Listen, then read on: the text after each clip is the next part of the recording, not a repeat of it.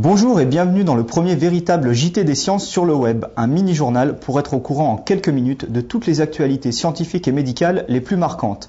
Biologie, médecine, environnement, astrophysique, nous n'essayerons d'oublier personne et en prime, vous aurez le droit à quelques actualités surprenantes, voire même complètement décalées.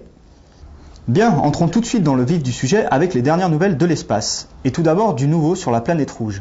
Vous savez peut-être que le 15 juin, la sonde Phoenix, qui se promène sur le sol martien, a creusé une petite tranchée qui a laissé apparaître des marques blanchâtres, ce qui a déclenché un gros débat dans la communauté scientifique pour savoir s'il s'agissait de sel ou de glace. Et bien le 19 juin, le verdict est tombé, car de nouvelles photos ont été prises dans cette tranchée que les chercheurs ont bizarrement baptisée Dodo Goldilocks, et les 8 morceaux de matériel blanc avaient disparu, preuve qu'il s'agissait bien de glace qui a tout simplement fondu comme neige au soleil. Quoi qu'il en soit, il s'agit de la première observation directe de glace depuis 2002, et la prochaine étape consistera pour Phoenix à prélever et à analyser précisément un de ces petits morceaux de glace. Restons dans le domaine de la glace, mais cette fois sur Terre, où là aussi, si ça continue, il sera de plus en plus difficile d'en observer de la glace. En effet, le satellite européen pour l'environnement, Envisat, vient de nous faire parvenir une image saisissante de la fonte de la banquise au-dessus du Groenland, grâce à sa caméra spéciale MERIS qui permet de voir des détails d'à peine 300 mètres. Au niveau de la frontière entre la banquise et les eaux libres, on distingue nettement des fragments de banquise qui sont réduits par les vagues et qui apparaissent sous la forme de véritables tourbillons blancs. Ces tourbillons montrent à quel point l'océan est dynamique à cette période. À chaque été, la banquise se réduit. C'est à la base un phénomène naturel. Mais malheureusement, la surface couverte par la banquise arctique diminue de plus en plus vite chaque année. Ces 10 dernières années, la banquise avait diminué de 100 000 km² chaque année. Mais en 2007, elle a perdu 1 million de km² en une seule année. C'est dramatique et la Commission de l'ONU sur le changement climatique estime que d'ici quelques dizaines d'années, l'Arctique ne sera plus du tout recouvert par la glace l'été. Et justement, en parlant de réchauffement climatique, une nouvelle surprenante, voire inquiétante sur l'histoire de notre climat vient d'être révélée. Vous vous souvenez peut-être du film Le jour d'après, dans lequel un changement brutal de climat plongeait New York et le reste du monde sous la glace. Et comme moi, vous vous êtes dit, ces scénaristes hollywoodiens, ils écrivent vraiment n'importe quoi.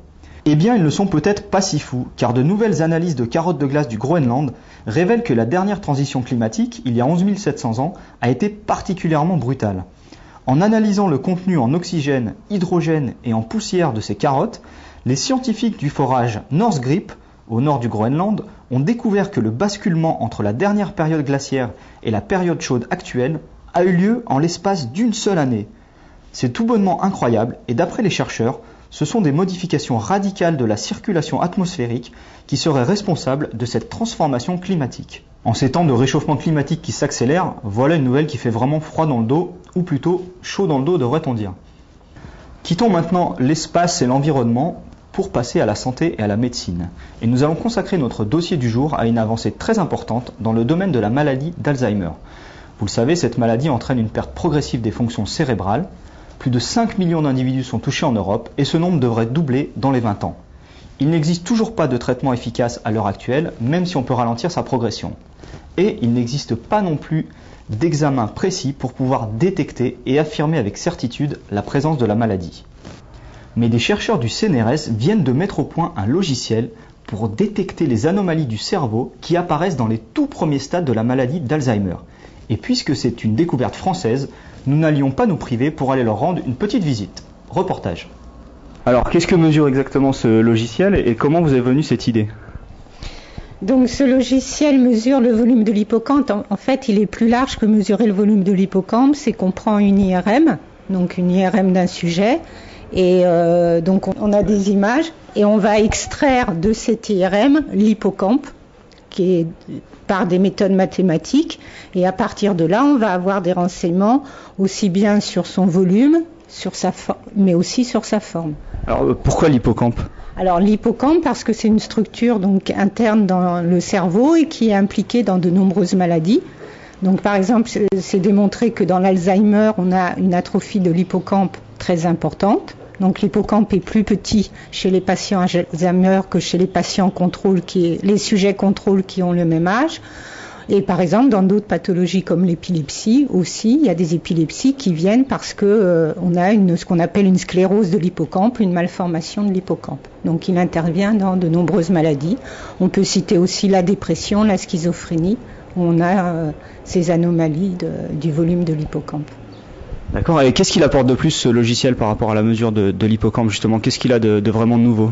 Alors, actuellement, toutes les mesures où on mesurait l'atrophie de l'hippocampe, par exemple dans l'Alzheimer, c'était essentiellement fait par des opérateurs humains qui allaient délimiter dans chaque coupe les contours de l'hippocampe. Donc c'était long, ça pouvait prendre plusieurs heures.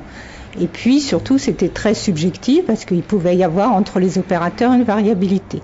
Donc ce logiciel, il le fait de façon automatique, ce qui assure aussi une reproductibilité des mesures sur différentes IRM et on n'a plus cette variation entre les opérateurs.